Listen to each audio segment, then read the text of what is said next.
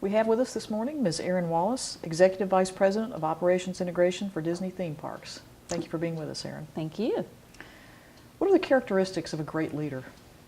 Boy, I would tell you that there's many, because a leader plays many different roles. First of all, I think to the teams that a leader has, a leader is a servant, and they serve their teams with a lot of different techniques and ways in which that they can support them.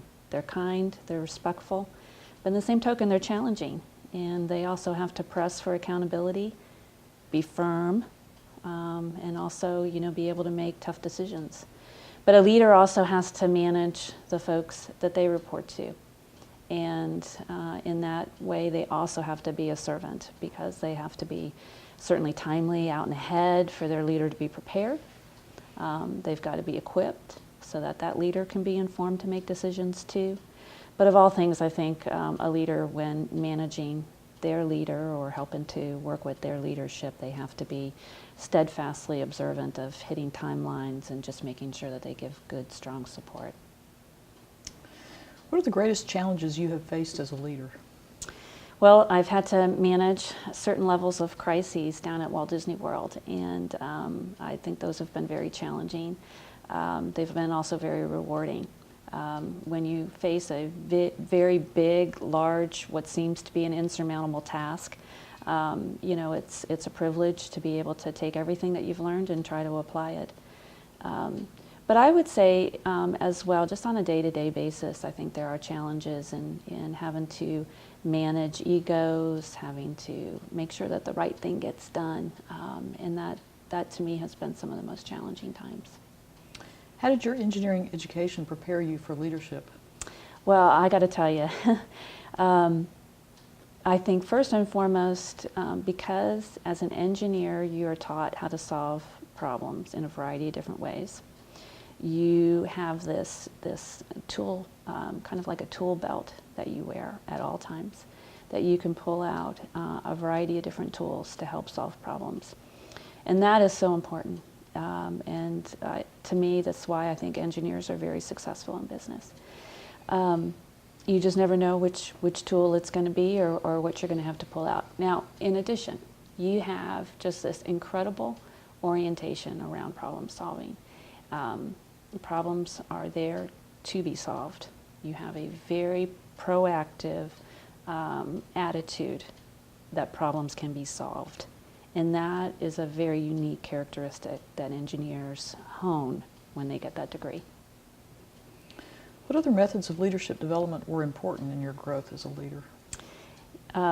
Anything around communication has been some of the best development that I have ever received. And that's true for being able to stand up and talk in front of individuals and know how to inspire them, how to get the very best out of their performance, how to get individuals to follow you in order to be able to create great things. In the same token, as you rise up in a variety of different business roles, you have to be able to speak externally and talk about your company and represent it well. And I think any training that I've received around that has been great. I also got my MBA, and I found out that the MBA was a great rounding degree to my engineering degree. What advice would you give to students who want to become great leaders? My biggest piece of advice is to be humble and to work within your company to know how your products and services are made. Don't just be an engineer without knowing exactly what that company is all about and how to deliver a great product. And I think that takes some humbleness to be able to be side by side with those at various levels within your company and know how they do their jobs. So be thorough, be humble. What can universities do to support leadership development? There are many things that universities can do.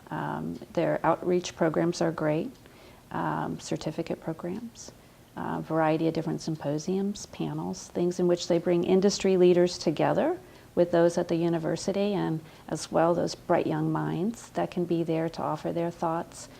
Any ability to create those kind of environments where business leaders and the university teams can mix, I think are very helpful. How has globalization impacted leadership?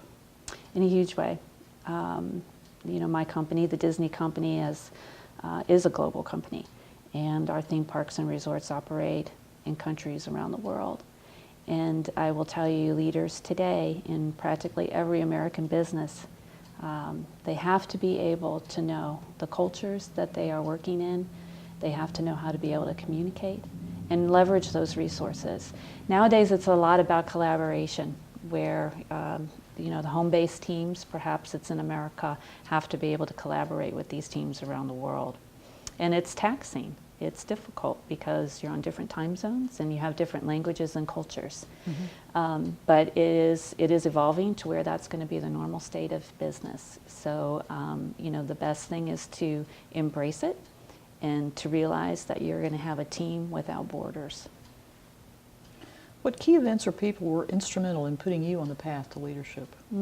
Gosh, so many. I was raised by 3 great women, my grandmother, my aunt, and my mom, and they were all educators and really put me on a path of making sure that there were no obstacles to me being able to pursue my dreams. So I would tell you that is probably first and foremost. Of course, I've had a great husband who's also an industrial engineer from the University of Florida, who is there for me to bounce my thoughts around with and be able to help me pursue my dreams. But on top of that, I would tell you, you will always find 1 or 2 individuals at whatever company you work at who see a spark or see something in you that they like and help you. And that is usually by opening doors or giving you opportunities. And I certainly had those as well. And when I did, I tried to take, the most advantage of it. And then, always use them as sounding boards as well. Thank you, Erin. Great advice. Thank you.